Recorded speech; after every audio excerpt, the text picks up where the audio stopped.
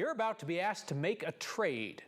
To trade a lower property tax bill in exchange for your taxpayer Bill of Rights refund. It's Democrats' Proposition HH, the big show on the ballot in November. Politics guy Marshall Zellinger looks at the powerful groups already spending money to convince you how you should vote about your money.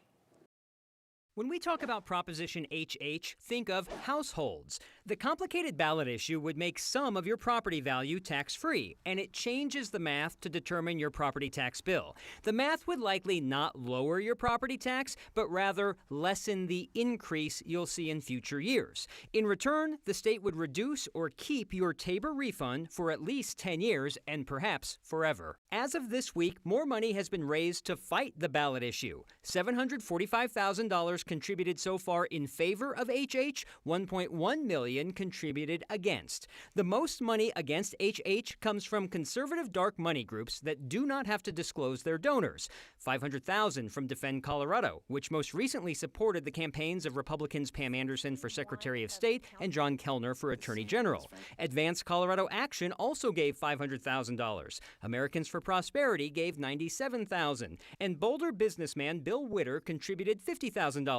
Over text message, he told me he does not think Democratic lawmakers and Democratic Governor Jared Polis are being transparent about the long-term impacts on taxpayers, meaning how Coloradans might be giving up their Tabor refund forever.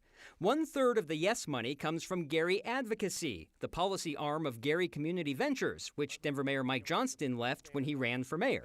Several education groups have also given money in support, $100,000 each from the National Education Association and a group called Education Reform Now, and another $50,000 from the Colorado Education Association. That is all voluntary member contributions from hardworking educators. Amy Baca-Ohlert is the president of the Colorado Education Association, which is pushing for the ballot issue because of the potential for more education dollars, which would mean fewer Tabor refund dollars for you. We're ensuring that that school funding is there while we're providing property tax relief.